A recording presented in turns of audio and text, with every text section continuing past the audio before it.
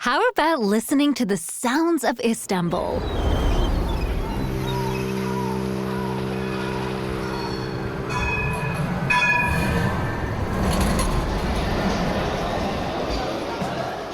Beautiful, isn't it? But you can't discover the coolest city in the world just by listening. Check istanbul.goturkiye.com now and plan your Istanbul trip today. This episode is brought to you by LifeLock. The holidays mean more travel, more shopping, more time online, and more personal info in places that could expose you to identity theft. That's why LifeLock monitors millions of data points every second. If your identity is stolen, their US-based restoration specialist will fix it, guaranteed or your money back. Get more holiday fun and less holiday worry with LifeLock. Save up to 40% your first year. Visit LifeLock.com/podcast. Terms apply. This episode is brought to you by Shopify. Upgrade your business with Shopify, home of the #1 checkout on the planet. Shop Pay boosts conversions up to 50%, meaning fewer carts going abandoned and more sales going cha-ching. So if you're into growing your business, get a commerce platform that's ready to sell wherever your customers are. Visit Shopify.com to upgrade your selling today. When it comes to towing, seeing is believing. That's why Chevy Truck's advanced camera technology offers up to 8 available cameras for 14 unique views, so you can focus on the view that really matters. Chevrolet, together let's drive. Learn more about Chevy Trucks at Chevy.com. Safety or driver assistance features are no substitute for the driver's responsibility to operate the vehicle in a safe manner. Read the vehicle owner's manual for important feature limitations and information.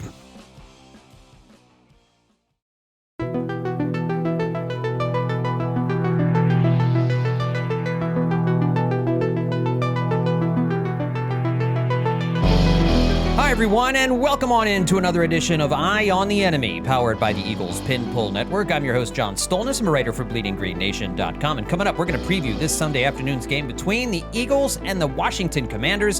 1 o'clock Eastern time, kickoff for this Sunday afternoon's game between the Birds and the Commanders. An NFC East divisional matchup that could have implications for the top of the division. Washington still has slim playoff hopes alive, but fading with each passing day, as the Eagles at 12-2 taking on the 9-5 Commanders. Eagles with a 3-game lead with 3 games to play. The Eagles haven't clinched yet, but they can clinch the NFC East with a win on Sunday afternoon against the Washington Commanders. So I'm going to go through some of the key matchups that we'll be watching on Sunday afternoon, and we'll also take a look at the rest of the Week 16 NFL slate and get you the key matchups to be watching for on Saturday afternoon. There's a couple of great games on Saturday, as well as on Sunday afternoon, Sunday night, and Monday night as well. But let's jump right into this matchup between the Eagles and the Commanders. And of course, the Eagles won this season's matchup earlier in the season. This was back on November 14th. The Eagles took care of the Commanders 26-18 in a game that was close throughout until the Eagles put up 20 points in the fourth quarter. But this was a game that the Commanders led 10-6 heading into the fourth quarter. Jake Elliott missed a couple of field goals and an extra point in this game, taking 7 points off the board for the Eagles until Saquon Barkley and the Eagles offensive line just wore down the Washington Commanders' defensive front to the point where eventually the Eagles ran away with this thing. But again, it was 10-6 heading into the fourth quarter, but the Eagles get a 1-yard tush-push touchdown from Jalen Hurts to make it 12-10, and that's where Jake Elliott missed the extra point. But then Saquon Barkley with a 23-yard touchdown run with 4:58 left to make it 19-10. And then after a turnover, the Eagles get the ball 20 seconds later. Saquon Barkley rips off a 39-yard touchdown run, and that made it 26-10. But really, in the span of 30 seconds of gameplay late in the fourth quarter, this was a less than a field goal game. Eagles with a 12-10 lead with just 12 minutes left, and as of with 5 minutes left, it was still just 12-10 until that first Barkley touchdown made it 19-10, and then they got an interception from Jaden Daniels, score another touchdown 20 seconds later to make it 26-10, and Zach Ertz scores a garbage time touchdown with 28 seconds left to make it a final score of 26-18. But it was a closer game than you would have thought, at least in terms of offense. Both offenses struggled struggled a little bit. The Eagles' defense certainly much better on the day, holding the Commanders to 93 rushing yards on 28 attempts, and Jaden Daniels had his worst game, I think, as a Commander at that point. Just 22 of 32, 191 yards, 1 touchdown, 1 interception. He was sacked 3 times, an 81.6 passer rating, and only 18 yards rushing for the rookie Washington quarterback. Meanwhile, the Eagles piled up the yardage, 434 yards to 264. But in terms of net passing yards, the Eagles were about where Washington was, 206 to 171. It was on the ground where the Eagles really made their money. 228 rushing yards on the day. That includes 146 yards on 26 carries from Saquon Barkley, 2 touchdowns. Of course, those 2 long touchdown runs. Jalen Hurts, only an 88.5 passer rating on the day. Similar numbers to Jaden Daniels, 18 of 28, 221, no touchdowns, no interceptions, took just 2 sacks. He did, again, have the rushing touchdown, but it was really the Saquon Barkley show in this one, as Barkley also had 52 yards through the air on 2 receptions. A.J. Brown, just 65 yards on 5 catches. Devontae Smith, 4 catches for 29. Goddard, 5 for 61. The passing game relatively quiet in this one as the rushing attack really led the way. But it was a close game throughout, much closer game throughout the day than I think we remember because of those 2 late touchdown runs by Saquon Barkley. And that's maybe one of the reasons why Brian Robinson Jr. was out here chirping this week, saying that, he feels the Commanders are a better team than the Eagles, despite the records, right? 12-2 is a pretty good record. 9-5 is a good record.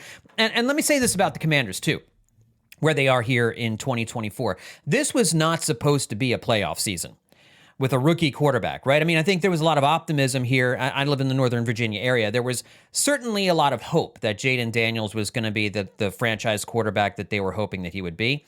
He has surpassed all expectations in his rookie season. I don't know that he's going to win Offensive Rookie of the Year. Bo Nix is really making a late charge for that, but he lost on Thursday night to the Chargers. He blew a first half lead. I mean, I think Jaden Daniels, it really kind of depends how both these teams finish out. Daniels, I think, probably would be the favorite in my eyes as the Offensive Rookie of the Year. He is having a phenomenal season.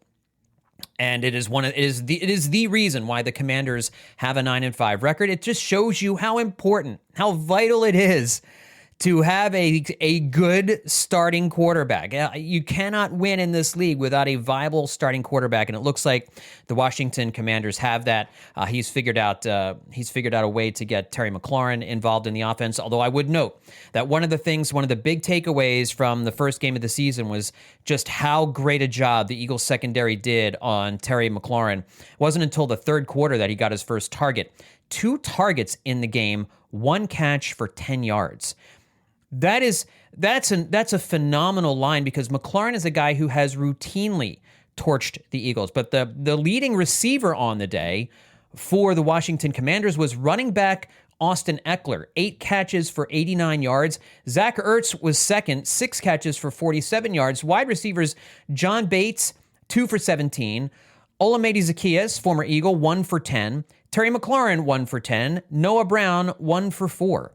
That was the receiving output. So Quinyon Mitchell, Cooper DeJean, Darius Slade did a terrific job on those guys last time around. So as we kind of take a look at the matchups for this week, a lot of them are going to be the same as last time. The number one job for the Washington Commanders is, can their run defense slow down Saquon Barkley? Now, Saquon Barkley, for the first time since the bye week, had kind of a pedestrian game as the Eagles were focusing more on getting the passing game up and running, and they did a decent job of that last week. I think we saw that the passing game can still be a vital part of what this team does. They got A.J. Brown involved. They got Devontae Smith involved. Maybe that helps kind of balance things out a little bit. He's still on pace for a 2,000-yard season, Saquon Barkley is, even though he only ran for 65 yards against the Steelers. And credit the Steelers. They decided, we're not letting Saquon Barkley beat us. They played single high most of the game, trying to devote more guys into the box to stop Saquon Barkley, which opened up some stuff for A.J. Brown and Devontae Smith. Now, in order for In order for Barkley to break Eric Dickerson's single-season rushing record, he has to average 140 rushing yards a game. Now, that's not crazy. He could possibly do that, but having a big game somewhere along the line, like having a 200-yard rushing game one of these next few weeks, and the schedule sets up beautifully for the Eagles in Washington to take on the Commanders, and then home games against the Giants and the Cowboys. I mean, he could do it if the Eagles decide that they really want to let him go for it.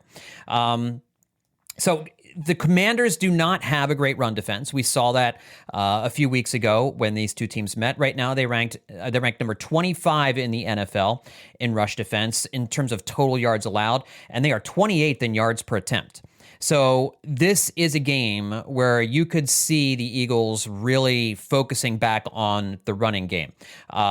NBC Sports Philadelphia noted that the Commanders are one of just 4 teams in the NFL this year to give up more than 2 yards before contact. That means the offensive line is getting a ton of push on the Commanders' defensive lines and linebackers. The offensive linemen are getting to the second level. They're making sure that running backs don't get touched until they're 2 yards past the line of scrimmage most of the time. That is a big deal. Now, one of the things that the Commanders could have back is Jonathan Allen. Jonathan Allen, they've opened the practice window for him. He's a 2-time Pro Bowl defensive tackle. He has not played since October 13th, so he was not there during the Eagles' first game against the Commanders. Jonathan Allen being back could certainly help what the Eagles plan to do running the football. But if they can get Saquon Barkley up and running again, and again, it's just 1 week last week, and I don't think Saquon played badly. The Eagles' run defense didn't do badly.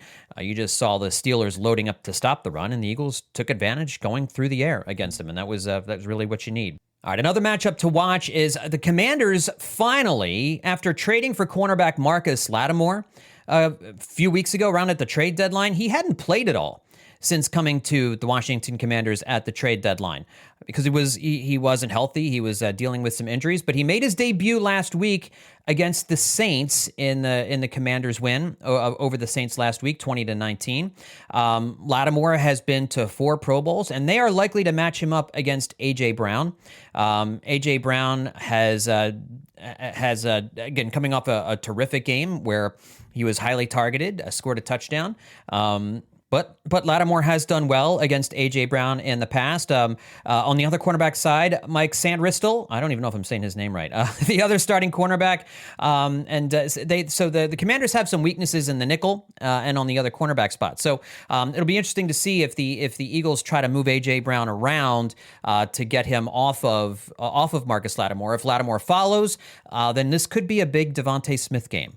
I know we haven't heard from Jahan Dotson very much in the slot. Maybe we get a relatively big Grant Calcaterra game. I mean, I don't know that there is such a thing as a big Grant Calcaterra game, but that's in the cards because I think there's going to be some room in the middle of the field. It would be nice to see Jahan Dotson get a little bit more involved in the middle of the field, or even Johnny Wilson. He's got so much size, man. Get him in the middle of the field. He should be like a second tight end. Another matchup to watch. The Commanders have a very good edge rusher in Frankie Louvu, and he specializes in the blitz. He has 8 sacks on the season so far. Second on the team to Dante Fowler, who's an edge rusher, has 8.5 sacks. I feel pretty good about Jordan Mailata, who is PFF's highest graded offensive lineman this year, being able to shut him down, or Lane Johnson, however the Commanders decide to line that up. But you're going to see Frankie Louvu coming on the blitz a lot in this game.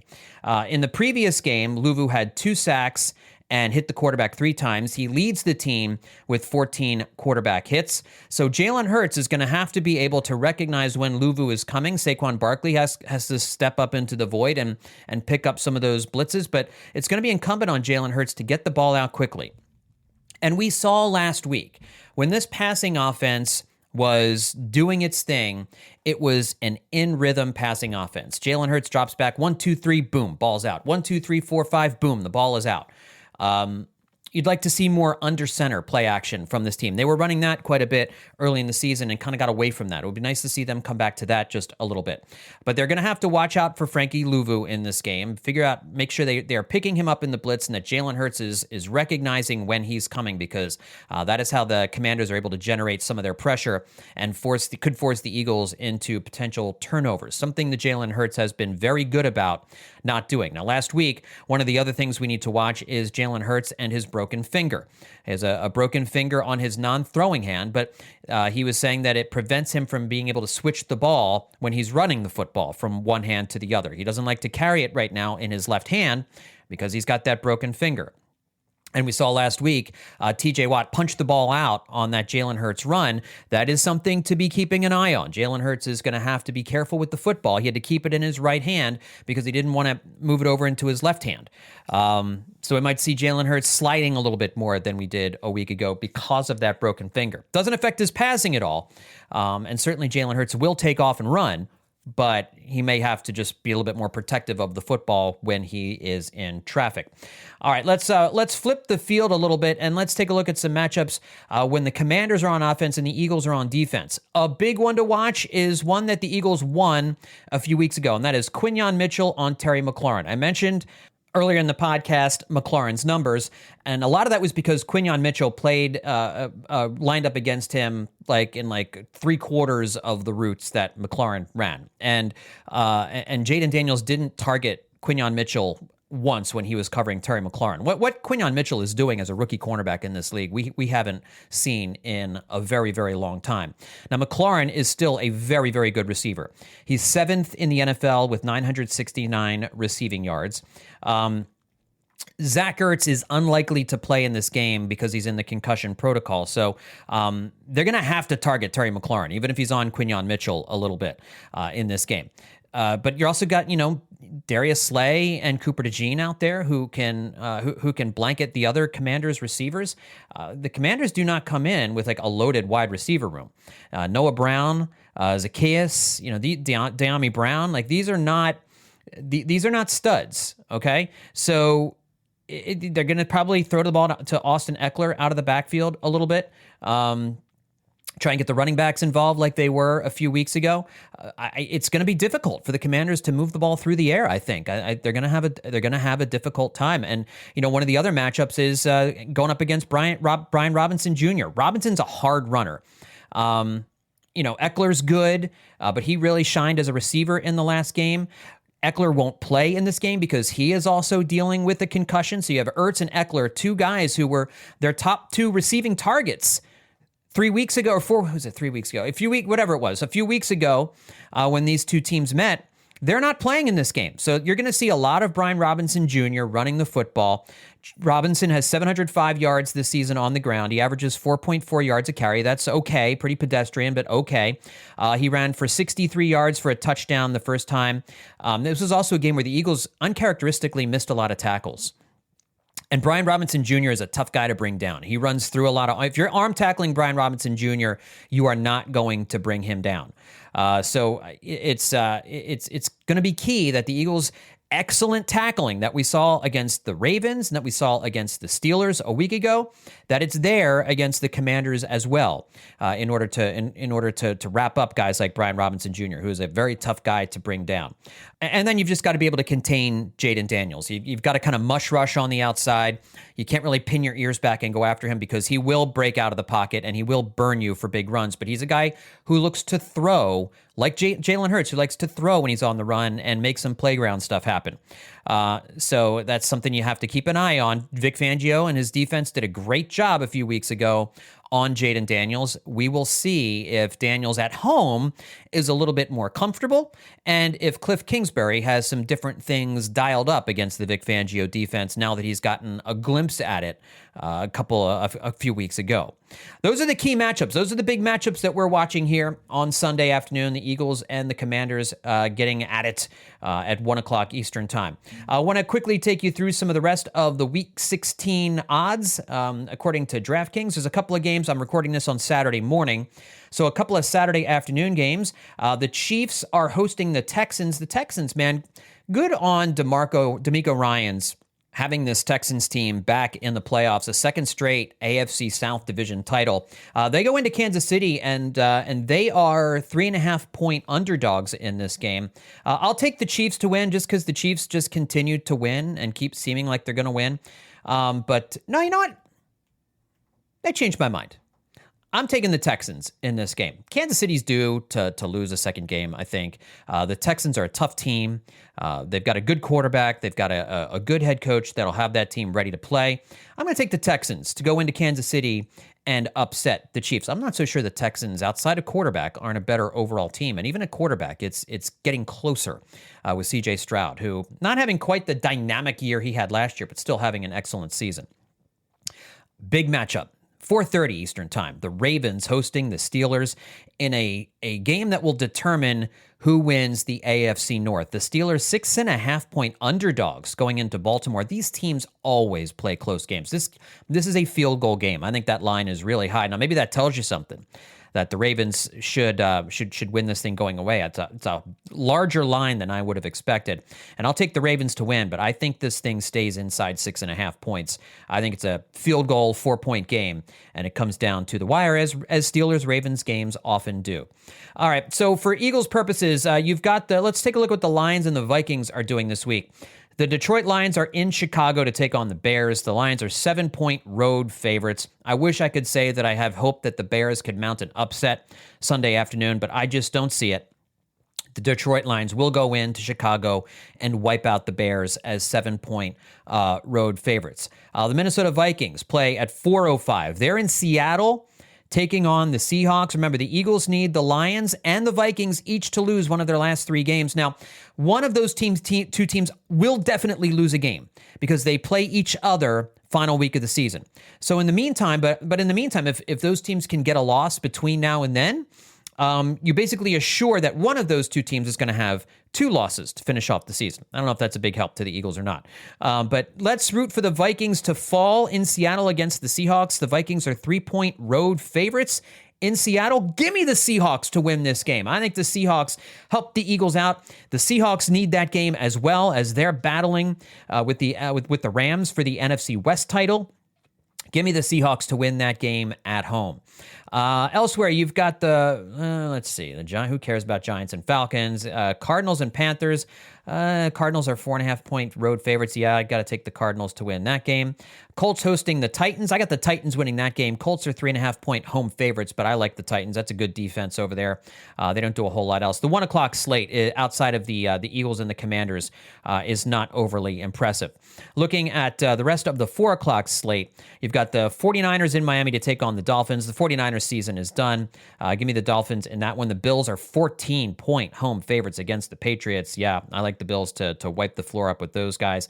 You got Jaguars, Raiders. Who cares? I mean, it's not two of the big games are on Saturday here. Sunday Night Football, the Buccaneers in Dallas to take on the Cowboys. The Buccaneers are 4-point road favorites. Give me the Buccaneers definitely to win that game. I think they're gonna wipe the floor up with the Dallas Cowboys in Dallas. I'm surprised the line isn't more like 6 or 7. And then on Monday Night Football, you've got the Packers as 14-point home favorites against the Saints, who are without Derek Carr. That's a big line, but the Packers seem to be playing their best football this season. I'll take the Packers to win. I'm not giving any predictions on point spreads or anything like that. All right, everybody, that's going to do it for this edition of Eye on the Enemy. Just a quick one here this week to kind of get you ready for Sunday afternoon. Make sure you're checking out all of the podcasts we have for you here at the Eagles Pin Pull Network, taking you through this week, getting you ready for Eagles Commanders. The Eagles, again, can clinch the NFC East with the win, and yet again, we are guaranteed a different NFC East winner. No repeat NFC East winners since 2003 and 4 when the Eagles won 4 in a row. It's going to happen again this year. Eagles, my prediction, win this one, I think, relatively easy. I think this is Eagles 27, Commanders 13. That's my pick in this game. Eagles win comfortably over the Commanders here on Sunday afternoon. Thanks, everybody, for tuning in. We'll talk to you next time right here on Eye on the Enemy.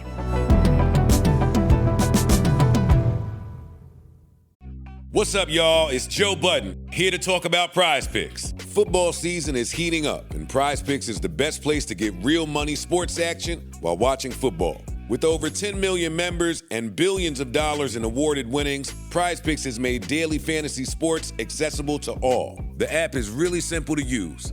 Pick 2 or more players across any sport, pick more or less on their projection, and you could win real cash on your lineup. Prize Picks even invented the flex play, so you can still cash out if one of your picks doesn't hit. On Prize Picks, you can mix and match players from different sports. Real money sports action while watching football. Download the Prize Picks daily fantasy app today and use code FIELD and get $50 instantly when you play $5. That's code FIELD on Prize Picks to get $50 instantly when you play $5. You don't even need to win to receive the $50 bonus. It's guaranteed. Prize Picks. Run your game. Must be present in certain states. Visit prizepicks.com for restrictions and details. This episode is brought to you by NFL Sunday Ticket on YouTube TV. Catch every moment of your team's playoff push with NFL Sunday Ticket on YouTube TV. You'll get amazing features like multi-view, and right now, it's only $49 for the rest of the NFL regular season. So give yourself the ultimate gift this holiday season. Get NFL Sunday Ticket for $49. Sign up now at youtube.com/Sunday Ticket. Device and content restrictions apply. Local and national games on YouTube TV. NFL Sunday Ticket for out-of-market games excludes digital-only games. From your fryer to the table, it's a quick trip for crispy fries. But how about a crosstown delivery? McCain SureCrisp fries are designed to go from fryer to container to carrier to passenger seat across town during rush hour down a shortcut that wasn't all that short to a doorstep before they hit the table. And that first bite, the crispiness speaks for itself. To the last bite, McCain SureCrisp fries. Go the distance. See how far our fries can take your business at surecrisp.com/delivery.